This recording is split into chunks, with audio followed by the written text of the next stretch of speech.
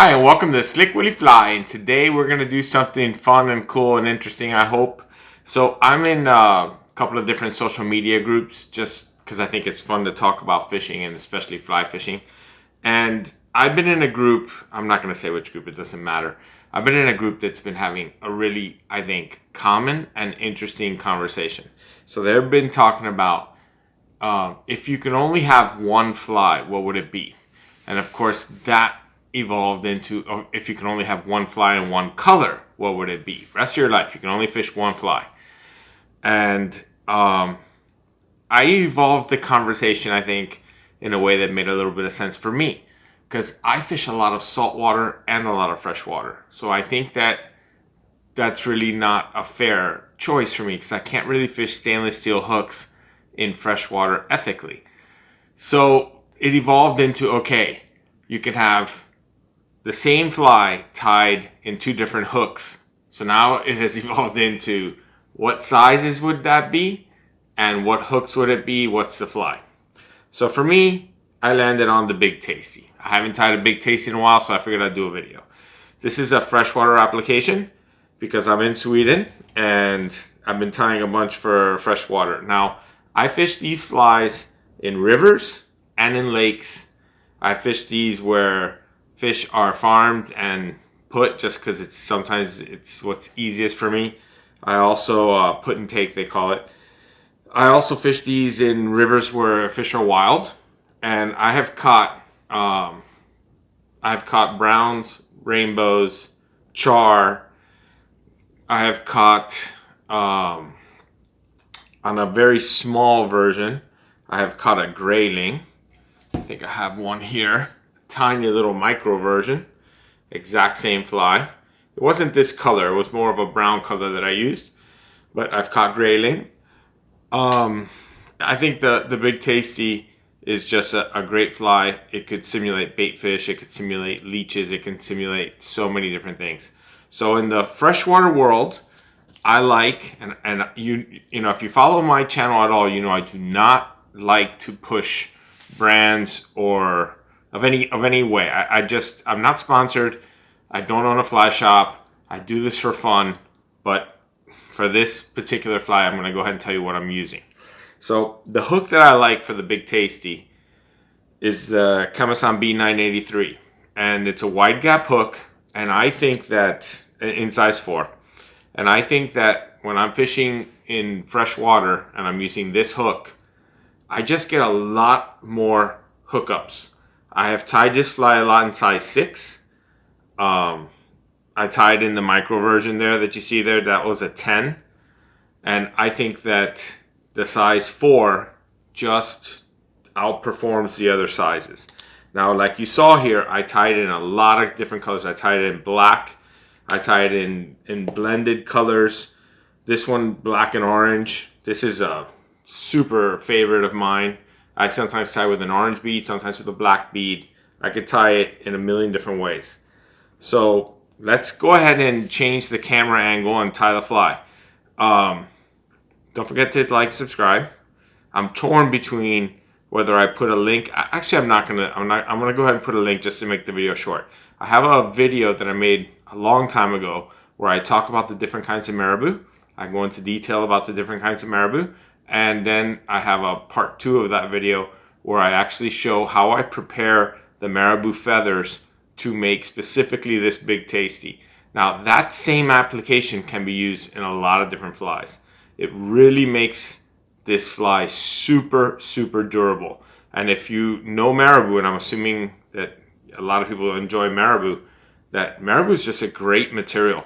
Comes to life in the water and just looks great when it's wet. So don't forget to hit the like and subscribe. And the next time you see this, I will have prepped feathers and a hook for tying a fly. Okay, so one of the first things I like to do when I make this fly is I like to put a little bit of super glue on the hook. And now I'm going to start, this is uni thread, 220 denier uni.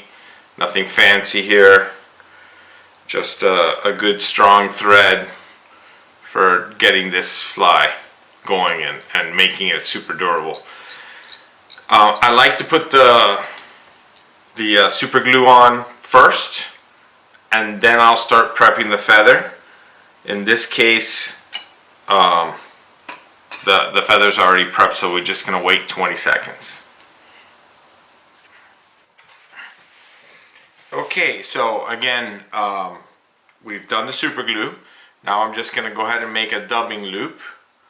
I'm gonna have a generous sized dubbing loop here, and I'm gonna make sure that I tie it in right at the back of this hook where I want it to start with the Marabou.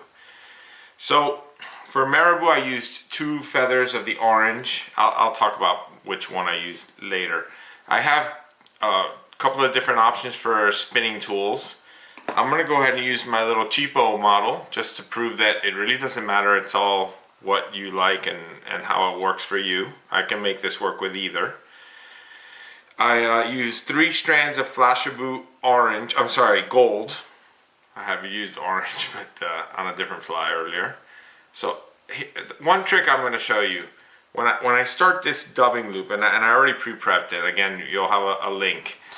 I don't put the material all the way to the hook. I leave a little space, at least an 1/8 of an inch, you know, say 3 or 4 millimeters, so that it spins better. I leave a little gap. You'll see what I mean. I'm going to go ahead and carefully insert my material into the dubbing loop, leaving that little gap. If it's a little bit long, I go ahead and I push it in a little bit better. And now we're going to spin this up. And we're going to lose a little bit of Marabou. It doesn't really matter. What matters is that we lock it in there good and hard. Now you can use a needle, you can use a brush, you can use anything you want, but you need to comb out some of these trapped fibers. I like to come in with this little pick and just pick out. This does a great job. And I picked this up at my local pharmacy. And this little comb is actually designed for finding lice in kids' hair. But it works great for this application. And I just untrap fibers. And like I said, you're going to lose a little bit, but there's plenty of Marabou on here for this fly. The reason I chose orange for this fly, it's nice, you know, can be seen easily. And I was going in through my fly box and I'm a little low on orange. Nothing more than that. It's not that orange is my single go-to color. If I was gonna tie this in my single go-to color, I would probably be tying black, or MFC makes this really cool black and gray. It's a gray feather that's black barred, and that might be my single go-to color if I only had one choice.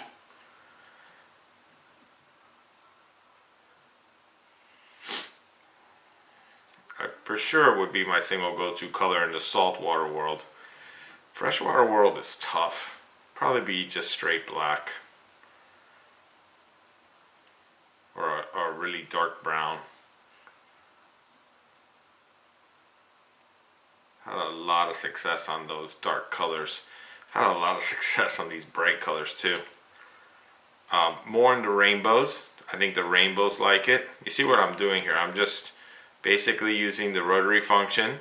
I'm bringing the material up the hook shank towards the bead, stroking it back on every turn, trying to get everything going in the right direction.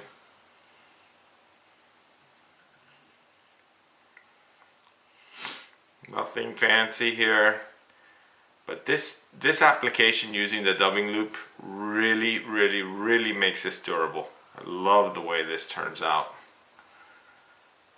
I went with black thread, but you can use any thread you want. The thread doesn't even have to be visible. It all depends on how you decide to finish off your fly. I like to sometimes wrap onto the Marabou just a little bit, which makes it that much more durable. You see what I'm doing? I'm pushing back, even using the bead a little to push back, and create this little gap which packs everything in nicely. And a few more wraps of just thread from the dubbing loop. And now I'm going to come in here and I'm going to make sure that I really capture that dubbing loop. So I'm going to go on both sides of the dubbing loop. And now I'm going to trim this away. Basically, the fly is basically done. Now it's just a whip finish. It's a super simple fly. Love it. Super effective. Very durable. I'm going to put a whip finish in. I might give it 2 whip finishes.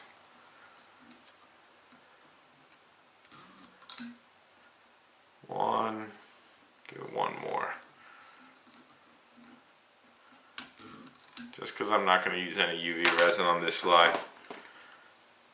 And the only thing more that I'm going to do is I'm going to again get my pick out, and I'm going to pick out all the fibers that got trapped.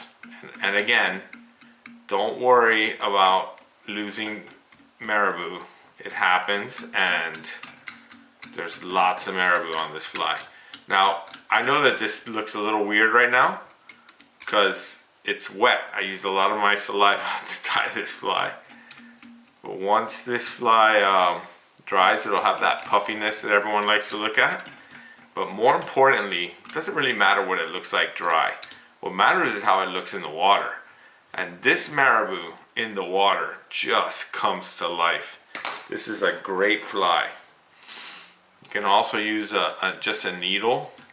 And you notice I go in both directions, picking out everything I can. That's pretty well picked out.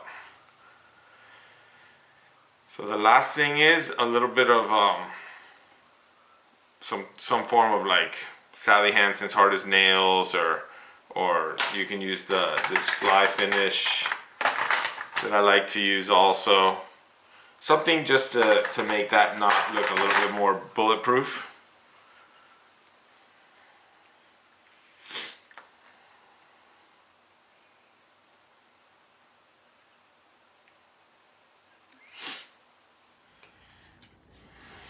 Okay, so welcome back. So there it is. Super simple, super durable. I love this fly. I tied in a lot of colors. If you think the fly is too long, for a freshwater application, this might be a little bit long.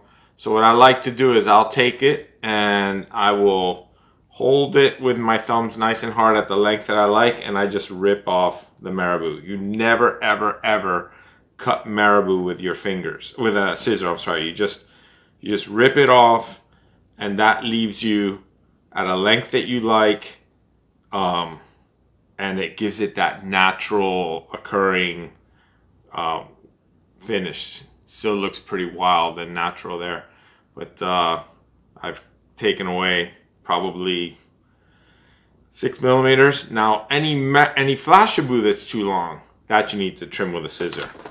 So you carefully come in here and just try to isolate that one little piece of Marabou and trim it. You can't rip Marabou. So there it is. Okay, so one last thing. We spoke about which freshwater hook I like, the Kamasan B983. In the saltwater world, I'm torn between 2 hooks. So I like the Mustad 34007 and I like the Gamakatsu B10S. Probably gonna say size 2 or size 1. And the reason that I like this and the reason that I'm torn is that both those hooks give me a good amount of shank that I can attach material to. I like the SC15. There's several hooks that I like. I tend to gravitate very often to the 34007. It has never failed me. And it gives me a good amount of hook shank. I could show you one so you see what I mean. So I can tie more material onto this hook. So there's the 34007, and it gives you a little bit of space there. So that's kind of why I like that hook. As far as Marabou goes, since we're talking brands, I don't normally like to do this. I really like these MFC. Now these that I'm showing you are grizzly, obviously. I tend to not use these when I tie these kind of flies because I tend to save these for when I tie other kind of flies where I'll use a Marabou feather. I didn't pick one that had a grizzly feather just because I didn't have one next to me. But you understand what I mean. I tend to save those for those kind of applications. In this kind of an application, a lot of times I like the Fly Company Strung Marabou, and then I just blend together colors. This is one black, one orange feather. I mean, it comes out perfect. Beautiful. This in the water is an awesome fly. I could tie with a black bead, I could tie with an orange bead, I could tie with a gold bead, silver bead, you know, just mix and match. So future videos, I'm not going to talk brands. Hope you're having a cocktail. Don't forget to hit the like and subscribe. Good luck catching, and see you on the next video.